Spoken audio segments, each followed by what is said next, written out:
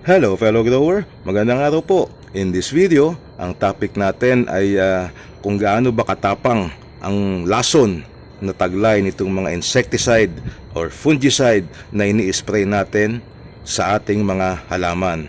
So, yung pong mga insecticide, although ang turing natin dyan ay gamot sa mga sakit, sa mga peste, sa mga insekto na sumisira sa ating halaman, at the same time, sila po ay lason para sa atin at para din sa iba nating alagang hayop.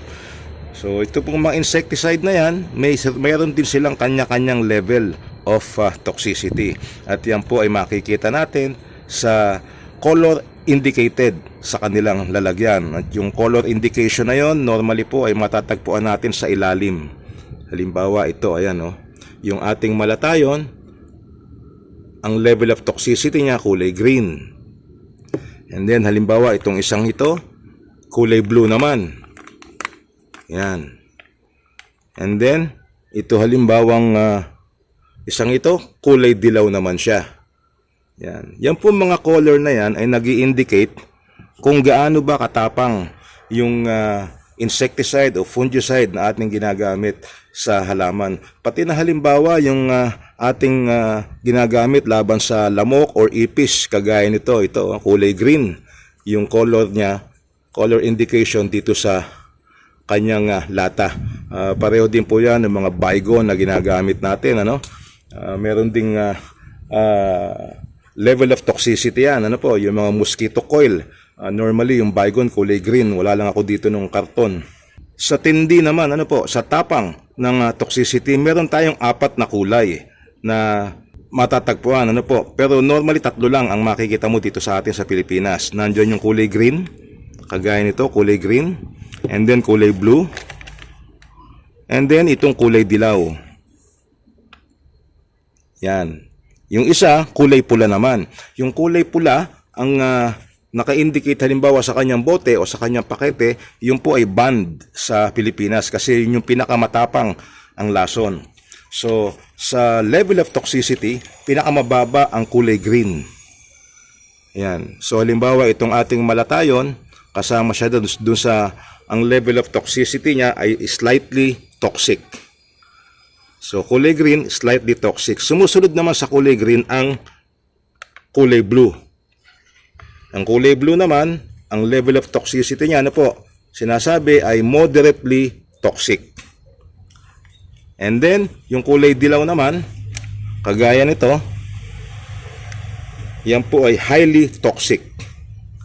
Highly toxic na siya agad, So, yung kulay pula na sinasabi ko, na makikita mo, halimbawa, ban nga sa atin dito yon, pero may makikita ka sa actually may nakikita ako sa Lazada na nagbebenta yung mga galing China, kulay pula yung nakalagay dito. Yung pong ganon ay banned dito sa ating sa ating bansa dahil yung po ay kinukonsider na extremely toxic.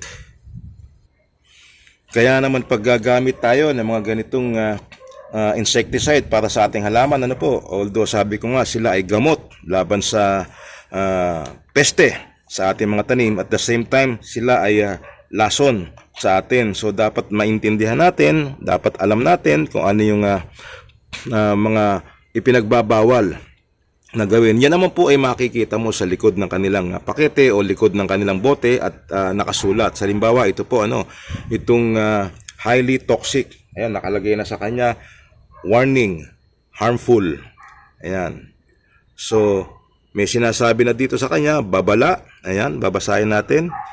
Maaaring makalason kapag nainom, nalanghap, o napunta sa balat. Ilayo sa kinalalagyan ng pagkain ng tao at hayop. Iwasang madikit sa balat, mata, o sa damit. So, dahil nga ito ay highly toxic. So, dito naman sa mga mababa lang, yung kanyang toxicity, slightly toxic, yung kulay green, may sinasabi din dyan. So, intindihin lang natin kung ano yung mga precaution na sinasabi sa ating mga ina-apply na lason laban sa mga peste. Gaya nga nabanggit ko, pati nga itong pamatay natin sa lamok. Ayan, nakalagay, danger sa kanyang kulay green. Pero ito pong ganitong danger, slightly toxic lang siya. But at the same time ay poisonous pa rin siya pagka directly natin na nainom. So nakalagay sa precautionary statement niya, do not spray directly to human body, pets, and food. Avoid breathing dust, fume, gas, mist, and vapor spray. So bawal pa rin nating malanghap kahit na siya ay slightly toxic lang.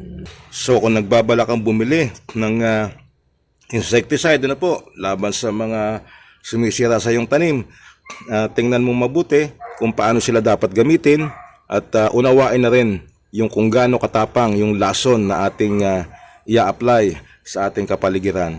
Alright, so yun po yung ating short video sa topic natin na paano ba malalaman kung gaano katapang yung toxicity, yung lason na taglay ng ating mga na ginagamit na insecticide. Nga pala, meron akong naunang video, siguro around 2 years or 3 years ago na kung saan ay pinapaliwanag ko naman sa video ano ba ibig sabihin halimbawa ng mga ganyan nakasulat, 57 EC.